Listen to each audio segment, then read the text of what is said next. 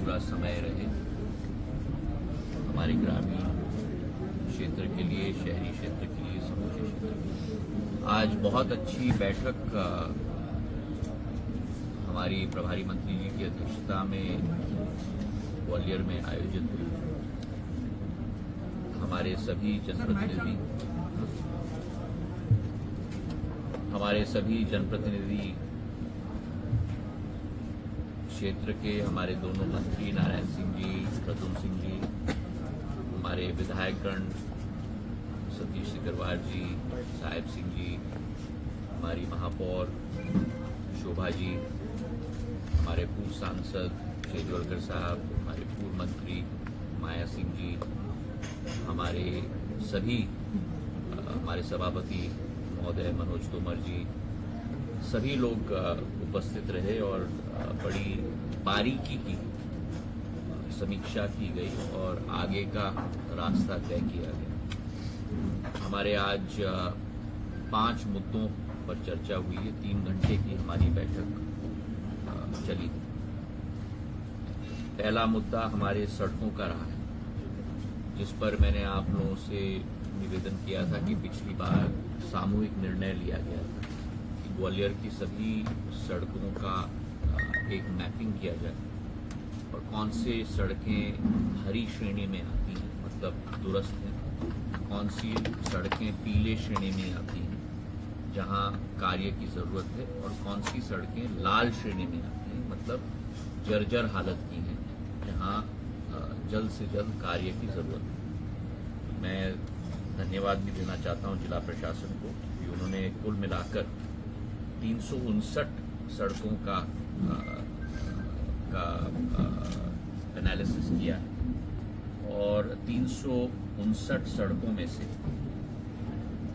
पीले और लाल श्रेणी में, पीले में 63 और लाल में 171 सड़कें समेत कुल मिलाकर 234 सड़कें। इन 234 सड़कों में से 37 सड़कें सही करने की, 37 सड़कों के अतिरिक्त 89 सड़कें, 79 सड़कें के लिए निर्माण राशि भी मिल चुकी है। इन दोनों को मिलाकर 126 बनती हैं, तो बचती हैं 108। 234 में से 126 निकालोगे आप तो 108 बढ़ती है से कठिनाई पे। तो इन 37 में से हमने 3 भागों में बांटा है। 31 नगर निगम के अधीन आता है। इन 37 में से 31 में से 10 सड़कें पूर्ण हो चुकी हैं और 21 सड़कें 10 नवंबर तक पूर्ण होंगी। 9 सड़कें पीडब्ल्यूडी के अंतर्गत आती हैं जो 15 नवंबर तक तैयार हो जाएगी और एक सड़क स्मार्ट सिटी के अंतर्गत आता है जो 10 नवंबर तक तैयार हो जाएगी। तो ये 37 सड़कों का ब्यौरा मैंने आपको दे दिया। अब बची 79 सड़कें जिसके लिए राशि भी मिल चुकी है। इन 79 सड़कों में से 29 सड़कों की वर्क ऑर्डर इशू हो चुकी है। 31/12 तक 28 फरवरी तक 100% तैयार हो जाएगी और 12 सड़कें जो पीडब्ल्यूडी की हैं वो भी 28 फरवरी तक तैयार हो जाएगी। ये 79 सड़कों का ब्यौरा है, तो कुल मिलाकर 126 सड़कों का ब्यौरा मैंने आपको दे दिया है। बची, जैसे मैंने कहा, 104 सड़कें। इन 104 सड़कों के लिए 165 करोड़ की राशि की जरूरत होगी और मैंने प्रभारी मंत्री जी से निवेदन किया है, मैं भी, नारायण सिंह जी भी और प्रद्युम्न सिंह जी भी, हम सब लोग प्रदेश शासन से ये राशि लाने के लिए कोशिश करेंगे। तो ये सड़कों की समीक्षा ग्वालियर शहर की गई। दूसरा मुद्दा उठा है हमारे सुएज और सुएज में बड़ी लंबी चर्चा हुई है। वर्तमान में कठिनाई ये है कि अमृत योजना के अंतर्गत कुछ सुएज लाइन बनी है, नगर निगम के द्वारा कुछ और सुएज लाइन बनी है। नगर निगम का मेंटेनेंस एक व्यक्ति के पास है, अमृत योजना की पाइपलाइन की मेंटेनेंस दूसरे व्यक्ति के पास, तो जवाबदेही में भी फुटबॉल खिलाड़ी। तो एक प्रस्ताव आया शेजवलकर साहब का, जिस पर हम सभी लोगों ने स्वीकृति और सहमति जताई है कि एक ही टेंडर होना चाहिए सारे सुएज लाइन, ताकि जवाबदेही तय हो एक पार्टी के साथ। तो ये हमने निवेदन किया है। इसी के साथ प्रद्युम्न सिंह जी का सुझाव था कि जो टेंडर दिया जाता है उसमें नियम बननी चाहिए कि कम से कम ये चीजें हर साल होनी चाहिए। उदाहरण के तौर पर मेन ट्रंक लाइन की सफाई हर साल होनी चाहिए। हर साल होते ही नगर निगम के इंजीनियर का सर्टिफिकेशन होना चाहिए। ये नहीं कि वो जिसको टेंडर मिला है मेंटेनेंस का, वो आके कह के मैंने कर दिया। सर्टिफिकेशन कलेक्टर का होना चाहिए, नगर निगम कमिश्नर का होना चाहिए कि ठीक है आपने ठीक से सफाई की है। और इसी के साथ साथ हम लोगों का जो डिस्ट्रीब्यूशन लाइन है उसकी भी सफाई हर साल होनी चाहिए और उसकी सर्टिफिकेशन होनी चाहिए। हमारा सीवेज ट्रीटमेंट प्लांट का भी क्या पोजीशन है, हर साल उसका ब्यौरा लिया जाना चाहिए। तो उदाहरण के तौर पर ये कहने का तात्पर्य कि टेंडर के रूल्स में कुछ चीज स्पेसिफाई की जानी चाहिए। ये दूसरा पॉइंट रहा। तीसरा पॉइंट रहा कि वर्तमान में हमारे 511 किलोमीटर की सुएज की पाइपलाइन अंडर साइज, 320 किलोमीटर की सुएज लाइन डैमेज और 335 किलोमीटर अनकवर्ड एरिया। इन तीनों खंडों के समाधान निकाल के इसमें कितनी राशि बनेगी, ये हम लोगों ने नगर निगम को कहा है, कलेक्टर साहब को कहा है कि बना के हमको दें। तीव्र गति से चौथे नंबर पर हम लोगों को 47 मशीन की जरूरत है सुपर सकर्स की तरह, और 24 करोड़ रुपए की राशि की जरूरत है। तो इसका भी प्रस्ताव बनाकर प्रभारी मंत्री जी को देंगे, ये हमने निवेदन किया।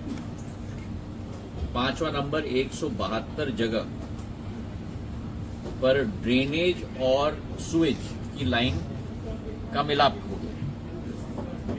इससे बहुत बड़ी कठिनाई ग्वालियर की जनता को हो रही है। इसका समाधान हमको निकालना है। इसका समाधान निकाल के हमारे सामने प्रेषित करें। छठवां नंबर कि नालों का एक कॉम्प्रिहेंसिव प्लान बनना चाहिए, क्योंकि पुराने ग्वालियर में स्टेट समय से बहुत चौड़े नाले होते थे ड्रेनेज में। अब धीरे धीरे करके सब सारे के सारे सुखड़े, तो दोबारा उस स्थिति में हम लोगों को लाना है और उसका कॉम्प्रिहेंसिव प्लान बनना चाहिए प्रशासन के द्वारा। और आखिरी पॉइंट कि भविष्य के लिए इन्होंने कहा है कि 1 से 67 वार्ड में 60 वार्ड में 810 करोड़ की राशि की जरूरत है और 61 से 66 वार्ड में 600 करोड़ रुपए की जरूरत है। और हम सब ने एक स्वर में कहा है कि जो वर्तमान की सुएज सिस्टम है उसे आप 100% ठीक करो पहले, और ज्यादा इसका विकेंद्रीकरण और इसका आगे बढ़ाने की सोचने के पहले, नहीं तो वो भी वैसी स्थिति हो जाएगी और ये तो वैसी स्थिति है ही। तो पहले वर्तमान के सुएज सिस्टम का पूरा समाधान हम लोग निकालेंगे। तो 15-20 दिन की समय हमने दी है। हमने कहा है कि जनप्रतिनिधियों के साथ भी बैठे, महापौर जी के साथ, शेजवलकर जी के साथ, हमारे नारायण सिंह जी, प्रद्युम्न सिंह जी के साथ, और 15 दिन में पूरा प्लान बन के हमारे सामने ये रखा जाना चाहिए इन 6-7 मुद्दों पर। सर, आपने अभी जवाबदेही की बात करी, अभी एक मिनट में समझ। तो ये सुएज का हुआ। तो इसके बाद हमने चर्चा की शहर की जल आपूर्ति की, और इसमें जैसे मैंने आपको पिछली बार बताया है कि हम लोग करीब 600 MLD पानी 2055 तक चंबल से, कोटवाड़ बांध से पूरे ग्वालियर के सप्लाई के लिए हम लेके आ रहे हैं। अभी हमारी योजना करीब 2332 करोड़ की है, जिसमें से 813 करोड़ रुपए स्वीकृत हो चुके हैं। 813 में से 460 करोड़ रुपए चंबल से पानी लाने की योजना के लिए स्वीकृत हुई है। तो बचे हमारे करीब 350 करोड़ रुपए की राशि। वो 350 करोड़ रुपए की राशि किस तरीके से सबसे उपयुक्त रूप से इस्तेमाल हो, ये हमने प्रशासन को और जनप्रतिनिधियों को कहा है बैठ के ये लोग तय कर। 3 श्रेणी है जहां हमको राशि देनी है 2332 करोड़ की योजना के अंतर्गत। साधन सीमित है, साधन का 100% उपयोग किया जाए, गुणवत्ता के आधार पर उपयोग किया जाए, ये हमारा संकल्प है। चंबल के पानी के अलावा 3 भाग हैं जहां हमें अपना ध्यान केंद्रित करना है। पहला भाग वार्ड 1 से 60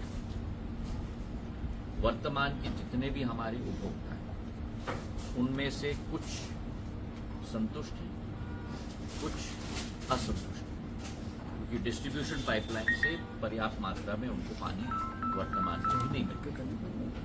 दूसरा भाग है वार्ड 1 से 60 जहां नए उपभोक्ताओं को हमें जोड़ना है, तो जहां नया पाइपलाइन हम लोगों को लेना है पानी के स्रोत से घर तक, इसकी योजना बनी। और तीसरा भाग है जो 6 नए वार्ड ग्रामीण से शहर में जुड़े हैं, वार्ड 61 से 66 से, वहां स्रोत से घर तक पूरा प्रोजेक्ट बना। तो मैंने निवेदन किया है इस प्रोजेक्ट को 2332 करोड़ को इन 4 भागों में हम बांटेंगे। पहला भाग का फाइनेंसिंग भी कंप्लीट है, टेंडर भी हो गया है, कार्य भी शुरू हो गया चंबल से पानी लाने का 460 करोड़। अब बची हमारे पास 350 करोड़ की राशि, वो भाग 2, 3 और 4 भी कैसे बांटा जाए ये जनप्रतिनिधि और प्रशासन साथ में मिलकर तय करके अगले मीटिंग में प्रेजेंटेशन हमको करें। ये पानी की चर्चा हो। चौथी बात एलिवेटेड रोड, दोनों भाग 1 और भाग 2 की समीक्षा हमारी हो गई है। हम लोग ने प्रशासन के द्वारा पूरा पर्ट चार्ट भी बनाया कंप्लीशन के लिए। 2026 के मध्य तक एलिवेटेड रोड पार्ट 1 हो जाएगा और 2027 के अंत तक एलिवेटेड रोड पार्ट 2 हो जाएगा। हर महीने का पर्ट चार्ट बना है और उदाहरण के तौर पे मैं आपको बता दूं, इसके 5 भाग होते हैं। पहले फाउंडेशन बनता है जो एलिवेटेड रोड पार्ट 1 में 229 में से 199 हो चुका है। उसके बाद बीच का सब स्ट्रक्चर बनता है जो 229 में से 197 बन चुके हैं। तीसरा भाग उसका गर्डर कास्ट होता है, हर एक फाउंडेशन पे 5 गर्डर कास्ट होते हैं, तो 1140 की जरूरत है, जिसमें से 1135 बन चुके हैं पर साइड में रखे गए। 1135 में से 835 लग चुके हैं गर्डर। तो ये हो गया आपका तीसरा भाग गर्डर लगाने का। और चौथा भाग होता है ऊपर वाला स्लैब लगाने का। ये स्लैब लगने हैं 229, जिसमें से 131 लग चुके हैं। तो कहने का तात्पर्य ये कि ये पूरा बनने के बाद आपका एलिवेटेड रोड का फाउंडेशन तैयार है। तो करीब 50% से ज्यादा हमारा काम हो चुका है। उसके बाद हर श्रेणी पर हफ्तेवार हमने टारगेट बना दिया है और हर हफ्ते मॉनिटरिंग की जाएगी उस टारगेट के आधार पर हम लोग चल रहे हैं कि नहीं चल रहे हैं। ये हो गया हरा लाइन टारगेट का, और लाल लाइन जहां हम, तो आप देखेंगे कि हर भाग पर कहीं तो हम टारगेट के ऊपर भी चल रहे हैं और नहीं तो हम टारगेट के साथ चल रहे हैं। तो ये समीक्षा अब हर हफ्ते पे की जाएगी एलिवेटेड रोड की। तो ये पूरे बन के तैयार हो चुकी है और प्रशासन के द्वारा भी संपूर्ण सहायता एलिवेटेड रोड के लिए दिया जा रहा है। 5वां आखिरी मुद्दा हमने चर्चा की ट्रैफिक पर, और ट्रैफिक की समस्या व्यापक है शहर के अंदर। इसके लिए कई सुझाव जनप्रतिनिधियों की आई है। प्रशासन को हमने कहा है कि अगले माह एक नए प्लान के साथ हमें प्रेजेंटेशन करें। एक तो कहां कहां हमारी स्मार्ट सिटी के अंतर्गत वो हाइड्रोलिक पार्किंग लगी हुई है लेकिन कोई इस्तेमाल नहीं कर रहा। एक अगर मशीनरी खराब है तो उसको दुरुस्त कैसे करें। दूसरा, अगर लोगों को संकोच है कि मेरे स्कूटर पे स्क्रैच लग जाएगा या गाड़ी पे स्क्रैच लग जाएगा, तो एक सेशन उपभोक्ताओं के साथ करें, कैसा इस्तेमाल किया जाए। और तीसरा, इसका अडॉप्शन कैसे तीव्र गति से हो पाए। इसी के साथ हमने कहा है प्रशासन को कि पूरा मैपिंग शहर का ट्रैफिक लोड का करें, हर सड़क पे कितनी गाड़ियां चलती, और फिर एक संपूर्ण नवनीतीकरण के आधार पर ट्रैफिक फ्लो, क्या कई जगह वन वे करना चाहिए, कई जगह रीरूटिंग करना चाहिए, वो प्रेजेंटेशन प्रशासन जनप्रतिनिधियों के सामने कर पाए। तीसरा, जो हमारे बहुत संकीर्ण और बहुत कंजेस्टेड इलाके हैं, वहां व्यापारियों के साथ, उपभोक्ताओं के साथ बैठ के उन क्षेत्रों के लिए हम लोग नियम तय करें, ताकि सबको विश्वास में लेकर वो नियम तय करें और फिर वो नियम का पालन करें। और चौथा, हमारे शहर में बहुत सारे कैमरा हैं, पर कैमराज हमारे कुछ चल नहीं रहे हैं, तो उन कैमराज को भी पूर्ण रूप से रिपेयर करके उनको तैयार करें। तो इन 5 मुद्दों पर बहुत विस्तृत 3 घंटे की हमारी बैठक हुई है, और अब जब ये प्रशासन और हमारे जनप्रतिनिधि तैयार होंगे तो उसके बाद दूसरी बैठक हम इन मुद्दों पे हम लोग करेंगे। एक बात आपने कही थी कि सड़कें बनाने को लेकर